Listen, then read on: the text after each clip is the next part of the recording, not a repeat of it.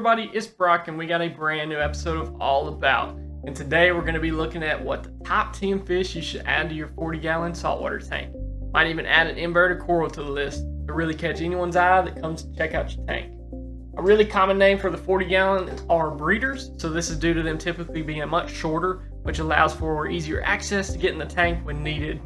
The dimensions of a 40-gallon are 36 by 18 by 16 inches. This is your typical size that you'd see at your local fish store.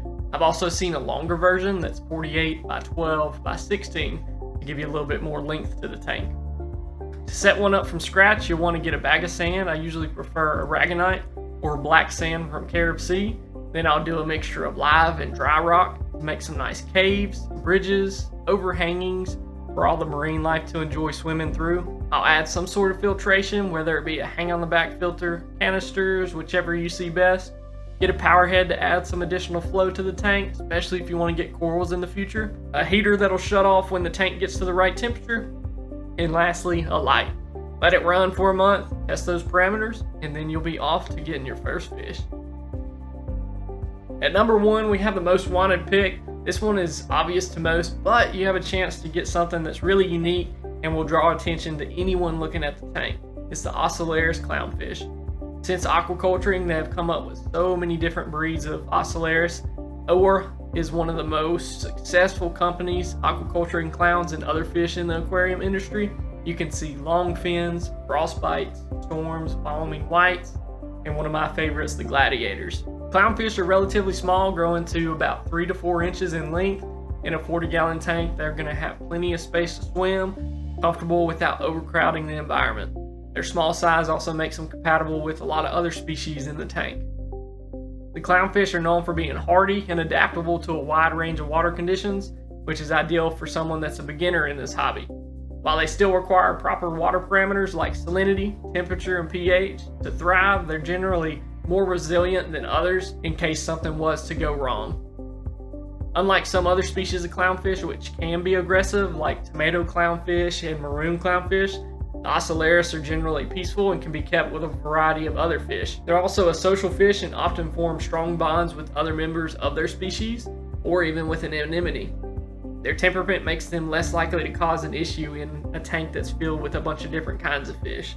The clowns, of course, are famous for their symbiotic relationship with the anemone. They're going to often host this anemone in the wild, and if you add one to your tank, specifically a rose bulb or any other bulb type of anemone, you can see them form that same bond. The symbiotic relationship is a lot of fun to watch, and you can also catch your clownfish feeding it too.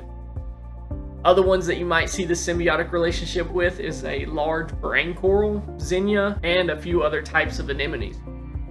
They're not particularly picky eaters and will accept a variety of different foods such as pellets, frozen food. You can get flakes, any of that stuff. I can promise you they're going to go after. They look really pretty depending on whichever one you get, whether you get the basic orange Ocellaris or you get one of them Wyoming whites that's white all over with just a few spots that are orange. Really, any of them are going to catch your attention. Plus, for most of the basic Ocellaris clownfish, they only cost about $30 to get one. The clownfish are going to be really low maintenance. Of course, you want to do your monthly water changes. You want to make sure your parameters aren't spiking. But with the hardy fish, they'll do really good for a beginner in the hobby. In a 40-gallon, it's going to give them plenty of room, even a group of clownfish to thrive. Their hardiness, they're peaceful, and they're compatible with a lot of other fish too. So it's going to make it an ideal choice as your first for the 40-gallon tank. At number 2, we have 2 dwarf angelfish that are so alike, I'm just going to do a 2-for-1, and they are the cherub angelfish and the flameback angelfish. The angelfish, they're going to typically grow to be about 3 inches in length, which makes it a really good choice for the 40-gallon. Larger species of angelfish like the Carans can definitely get too huge for a tank this size, growing well over a foot long. The 40-gallon is going to provide plenty of space for the fish to swim comfortably in, while also leaving more room for other fish, inverts, to add later on. Angelfish are known for being relatively hardy, especially when compared to other marine fish. They're still going to require having the stable water conditions, doing your water changes, but overall, you've got a well-maintained aquarium, they're going to do just fine in there. Being aquacultured means they're going to be a lot more hardier, so they're going to be resilient to diseases. They're also just going to be a lot better in the tank setting. The angelfish are generally peaceful, particularly when compared to larger, more aggressive angelfish. They're still going to be the kings and queens of the tank. They'll probably be territorial over certain spots in the tank. They'll be the first ones to eat, and they'll also be the first ones to check out newcomers. But overall, they aren't as aggressive to actually cause another fish to perish. So you don't have to worry about it being too aggressive towards your other fish that are added in. Both of these angelfish have very vibrant colors, a lot of blue in their body. They have orange and yellow accents going all over them on their fins, on their back, on their face. So it just makes a really pretty angelfish to stand out in the 40-gallon tank, whether it's just a reef-only fish or you end up putting it in a fowler. Either way, it's super pretty in there. The angelfish are omnivores, meaning they're going to eat a variety of food, including algae, meaty foods like pellets, flakes, frozen food, but it's really important to feed that algae every single day. Whether you have some hair algae growing in the tank for them to chew on, I'd also recommend getting some dry seaweed from the store that you can put on a clip and feed it to them. Now, in most cases, angelfish are problematic in the reef tank due to them nipping at the corals, but the dwarf angels are considered reef safe with some caution. So they may nip at soft corals or inverts like clams on occasion, but they're typically less destructive than larger angelfish. I would say I've heard stories where they did pick at stuff and wouldn't leave it alone, but then I've also heard on the same hand that they never touched any of their corals. So it's kind of one of them 50-50 chances depending on just the one you get. What I can recommend is feeding them plenty, that way they don't need to pick on anything. But if you are really wanting an angelfish in a reef tank, this is one of your best bets. This is another fish that's going to be very low maintenance compared to some of the other angelfish out there that can run into different diseases, but overall with them being aquacultured, you're just getting an overall hardy fish. They have a really fun personality. You can usually see them darting around the tank, swimming through your caves that you've built, and just grazing along that live rock all throughout the day. So just a really fun one to watch, one that's going to be out in the open and also kind of spying on you in the back end. So just overall, it's really cool to watch them swim. It's going to be a great fit in your 40-gallon. It gets along with all your other fish, whether it's a wrasse, a clownfish, a goby, any of these smaller reef fish, they'll get along just fine. At number 3, we have the Banggai cardinalfish. Banggais are relatively small, only getting about 3 inches by adulthood. That small size is going to make them really good for this 40-gallon. And they also aren't going to outgrow it or dominate the environment with a lot of aggression. Out of the list, this is probably one of the most peaceful fish in the list, and they also aren't very territorial towards any part of the tank. While they're going to do good in stable water conditions, they are also aquacultured, so you're going to get a really hardy fish. You're going to get one that can survive a spike if you end up making a mistake as a beginner. So it's a good one to have on hand so that you don't lose your money just in case something happens while you're learning the trade. They have a striking silver body, long pectoral fins, and almost like LED lights all over them in polka dot fashion, so it's super pretty to see.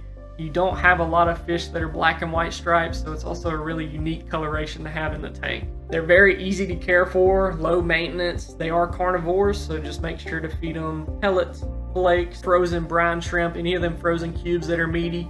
They'll come up there and eat it. They have a really cool swimming motion. They typically stay at the front of the tank wherever it's most open. You can see them hanging out, just kind of swimming lightly through the current, and then whenever they see something they want, they'll do this dart motion towards the food or whatever they're trying to see. So it's really cool to see them swim around in the tank. For hobbyists interested in breeding, the cardinalfish are one of the easier ones to breed in captivity. So if you had a group of them there, you might see some breeding happen. And one really cool thing is the males will actually carry the eggs in their mouth. So super cool to see. Might not happen in the tank, but there is always a chance. Their peaceful nature, small size, and adaptability make it a really good choice for your 40-gallon. At number 4, we have the splendid dottyback. These dottybacks grow to be about 3 inches in length, so it's going to make it a good choice for your 40-gallon. The dottybacks are generally hardy and can adapt to a range of water conditions. They're also one that can be found aquacultured, so really good one for beginners all the way up to expert. They're relatively easy to care for. They can be a little shy at the beginning, so it's one thing to watch out for. but still food-wise, they're going to be carnivores eating on flakes, pellet, and frozen cubes, and they're not a fish that's going to run into a lot of diseases over time. They're known for their vivid coloration. They typically have a bright purple body with yellow and orange, pinkish accents all over them, so it makes it very visually striking and stand out in the aquarium, especially whenever you see them start swimming through the caves. Despite their small size, they're quite active and often dart around the tank, making them really fun to watch. They tend to be more secretive, a little bit shy, a little bit territorial towards certain parts of the tank, so you can see them staying near their cave that they like, but you'll also catch them running right out into the open whenever it's time for feeding. With them being territorial, the best thing to do is just make sure you have a lot of rock work in there, whether it's caves, overhangings, bridges. Give them plenty of spots that they can choose from, but not so much that they're gonna take up all of it. You got tons of caves in there, they won't be able to be territorial over all of them. While being territorial usually just means if a fish gets near their cave that they're really liking, they might dart after them and chase the other fish away, but it's never gonna be to the point where you need to worry. It's just gonna be some of that play fighting. Feed your fish some, I promise you they'll stop doing it. They're not gonna bother any of your corals or inverts, so it makes it a really good choice if you want to end up doing a reef tank. There has been very small cases where I've heard of them chasing after the small inverts, like your hermit crabs or snails, but overall, like cleaner shrimp, fire shrimp, I haven't seen them actually go after those. Now the dottybacks are actually omnivores, so you can see them eating on algae, you can see them eating on meaty foods, so you'll notice them picking at everything around the tank. The best dottyback personalities are in tanks where I see a ton of live rock that give them plenty of space to run around in. You'll see them going through the smallest holes, you'll see them doing twirls around the bridges that you've built, so just a really, really fun fish to watch swim around the tank. They can be shy at first, so you will notice they stay towards the back of the tank at the beginning. And if they end up staying back for too long while you're feeding, what I'd recommend is trying to turn the power heads off, maybe some sinking pellets, so you can get those little pellets and sink them down to the bottom of the tank, and hopefully he'll go after those, but usually it gives them a couple days and they'll be out and about. With it being a dottyback, I'd recommend it being the only dottyback that you add to the tank. Same with the angelfish. If you're gonna pick one, I'd recommend only picking one angelfish, because they will be very aggressive towards similar species in the tank. So if you put this dottyback with a bicolor dottyback in a tank as small as a 40-gallon, you probably see too much aggression between the two of them, where one of them eventually perishes. So just pick one dottyback to put in the tank and you'll be just fine. At number 5, we have the purple firefish. They grow to be about 3 inches, so really good choice for the 40-gallon. Its small size ensures that it's not going to take up too much space, and also gives you plenty of space for adding more fish to the tank. They are not aggressive at all except towards their own species, so they're not going to mess with your clownfish, your gobies, or anybody. You'll typically see them building some burrows, digging out different holes around the rockwork, and they'll shoot down into them holes and hang out, and then they'll come out into the open, hang out with everybody, kind of float like the Bengal cardinal does, and then they will shoot back into that hole if they get scared or when it's time to sleep. But overall, they coexist with other fish, your clowns, your gobies, your wrasse, any in the list. They do really well together. You can also put multiple in a tank together, but at the same time, what I've noticed, if you end up with like multiple males and not enough females, you will see some aggression between each other. They're known for their vibrant color and distinctive appearance. It features that sleek, elongated body with bright purple and lavender colorations. They have orange and red fins. It's just really, really pretty fish to see come out in the tank. They do have that darting swimming style, and so I would highly recommend that whenever you first get these, and probably throughout their life, you want to make sure you have some glass lids or something over the top of the tank, because they love to jump. They're going to be a hardier fish to have, so usually they do well if something was to happen and one of your levels gets off. They usually aren't harmed by it, so it's a good one for a beginner. And they're very low maintenance, so with such a small fish, they're not going to produce a lot that are going to make your levels rise, and they're also going to be reef safe, so they're not going to mess with any of your corals or inverts. They're actually one of the best reef fish to get because they are just so peaceful. They're not territorial, and they go well with any corals that you get and any other fish you want to add. They are one that can be extremely shy whenever you first add them to the tank, to the point where they can get under the sand and deep in a live rock, and they will stay there for multiple days. What I'd recommend is not messing with any of the live rock. Don't try to go looking for them, because that's going to make them even more scared. Best thing to do is to just keep feeding where you think they're hiding. Do the sinking pellets, feed flakes, feed meaty cubes. Just keep feeding a lot throughout the day. Keep the power heads on even whenever you feed. That way it's blowing the food around, and hopefully it blows it near where they're hiding. That way they'll eventually start coming out when they know it's feeding time. With it being such a small fish, it's usually best to feed small portions multiple times a day. That way they're staying very active throughout the day. Purple firefish is an excellent addition to the 40 gallons. Small, peaceful, very pretty colors, and low maintenance. So it's going to thrive in a well-maintained reef. It adds a lot of color there. With it being so non-aggressive, you want to make sure you're putting it with other non-aggressive fish, because they are one where if they get bullied, I can promise you it's not going to last long, and you will not see them anymore, and they will literally hide in that cave until the end. So make sure you put them with a lot of other peaceful fish, and they'll be a really nice addition to the tank.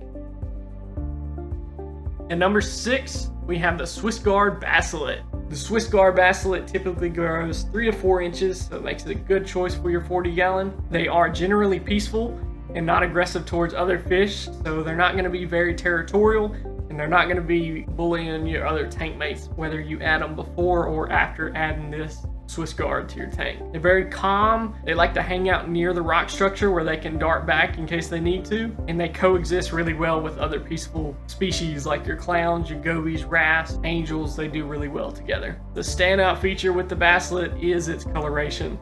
With a lot of other bassilets, they have some colors that's hard to find on other fish, especially this one.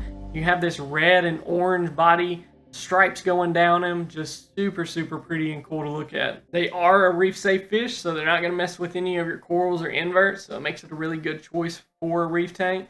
Their diet's going to consist of a very meaty diet, so get them their pellets, their flakes, and any kind of frozen cubes like brine and mysis shrimp. The bassilets aren't particularly demanding when it comes to care. They're going to thrive in a clean, well-filtered tank, and as long as you provide them with that varied diet, they generally don't require much attention. With their small size, kind of like the firefish, they're not going to produce a lot of bioload.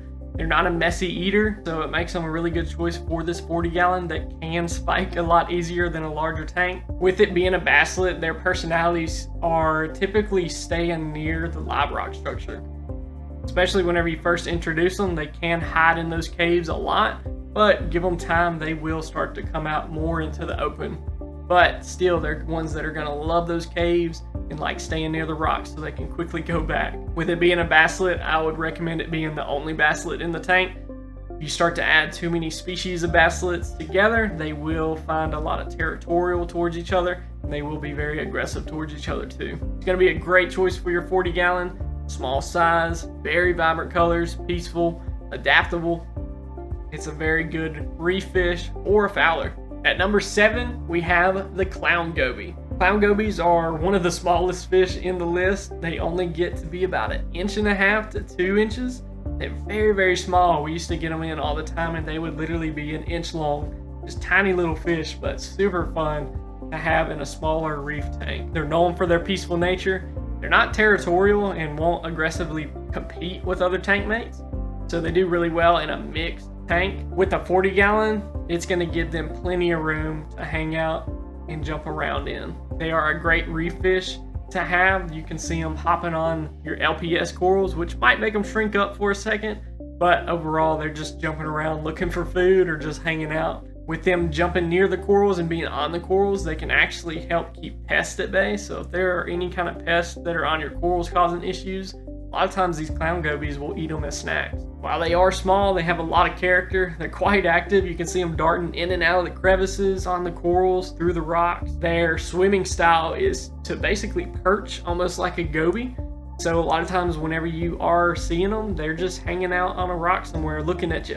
And then you'll kind of see them swim a little bit, but then they'll end up back somewhere perched up looking around. When first introduced into the tank, they're going to be shy. You might not see them for a couple days, but just give them time, keep feeding, they'll come out. They're a fish that's going to be hardy, one that can accept a wide range of parameters in your tank. So as long as you're keeping up with your water changes, watching for a spike, you'll be just fine keeping the clown goby in there. They are omnivores, so they're going to eat pretty much anything you're feeding. They're also going to eat things around the tank, so as long as you're feeding daily, they will be plentiful. I mean, they're tiny, tiny little fish. It doesn't take much to get them full.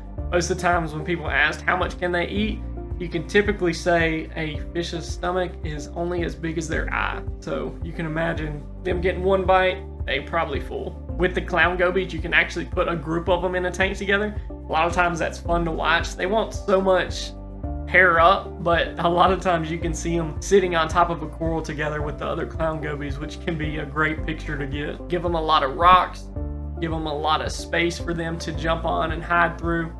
They love a tank with a lot of live rock. Clown goby is a great addition to the 40 gallon. Small, peaceful, low bioload, and just a really cool behavior that you don't see in a lot of fish.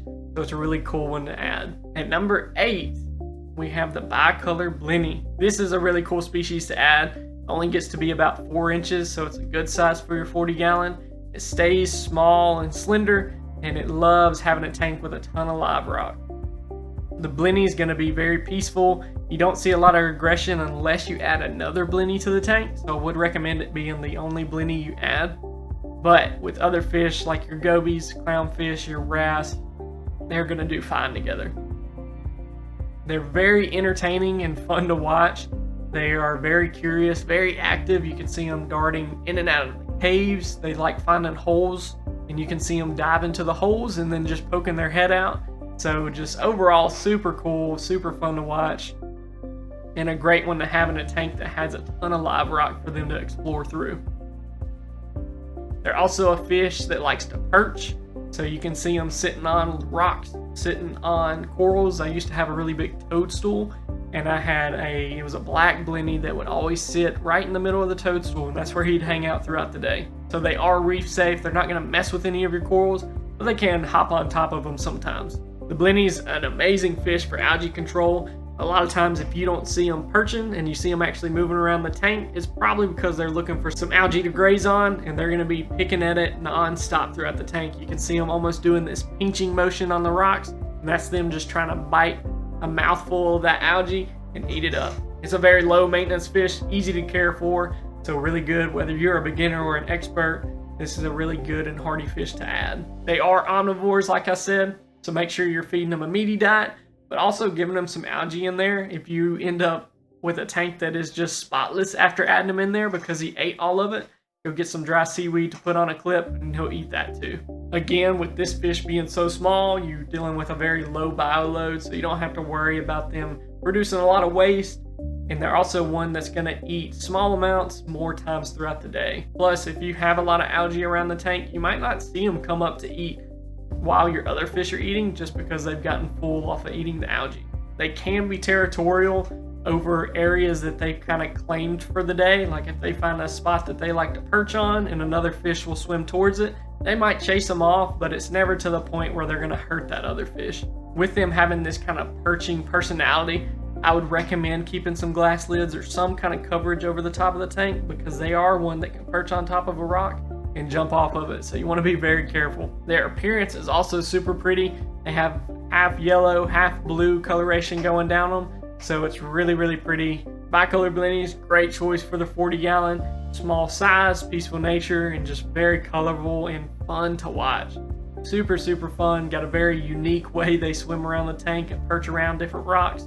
One of our favorite things to do was to add a piece of barnacle to the tank, because they would always swim into that barnacle and poke their heads out. At number 9, we have the long-nosed hawkfish. This is a really unique looking fish. They look just like a swordfish that you can have in your tank. The long-nosed hawk typically grows to be about 4 inches, so it's a great choice for your 40 gallon tank. Gives them plenty of room to swim around in. They're obviously recognizable due to that long pointy snout and a very colorful body. They got that white body with this pink and red design going down them. It's super, super cool to see. They are very active and super engaging. They do perch around the tank, but as soon as you walk up to the tank, they will be swimming up to the glass, swimming straight up towards the top of the water, just being super active for you. So it's a lot of fun to watch. They're a very curious fish, so they're going to be bouncing around all throughout the tank. And also when it's time to feed, they will be the first ones up there. They are very hardy. They do well in a variety of different tank setups, so you should be fine adding them to the tank as long as you got a nice rock structure. You're keeping up with those water changes, and he'll be just fine in there. They can be somewhat territorial, kind of like the blenny. They sometimes will find certain spots in the tank that they like to perch at, and so if another fish gets near it, you might see them chase them around, but overall, they're not going to make another fish perish because it's actually bullying them. They're really just trying to get them away from where they like to sit. They are reef safe in most cases. Every time I've had them, they've been in a reef tank. The only issue we've seen is sometimes they can go after inverts. So if you have smaller shrimp like sexy shrimp, or if you have some hermit crabs in there, I have seen them go after those. But for your actual corals, I've never seen them actually peck at your corals and try to eat them. So should be fine there with corals. I would just kind of be cautious with your inverts. They are carnivores, feed them a lot of meaty diet, and they are gonna do just fine. It keeps them full, keeps their health up. Just try to get some of them. There's brine, there's mysis, you have krill, there's a ton of different kinds of frozen cubes that you can get to put into the tank, and they will eat it up. Long-nosed hawks, great choice for the 40-gallon. Small, very pretty, a very active behavior if you're wanting a fish that's going to be out all the time doing some funny stuff around the tank. Can be a little territorial, but usually they'll do fine with any kind of fish like your gobies, your wrasse. It's going to be a good fish whether you are a beginner or an expert. All in between, they'll do really good in this 40-gallon tank for you. And lastly, at number 10, we have the Carpenter's Flasher Wrasse, or even the McCosker's Flasher Wrasse. Both of these are very, very vibrant in color, and they do really well in a 40-gallon tank. They only get to be about 4 inches by adulthood, so it gives them plenty of room to swim around in and grow in. They're also one that does well with other fish, so other reef fish, other peaceful fish, they're going to do really good together with.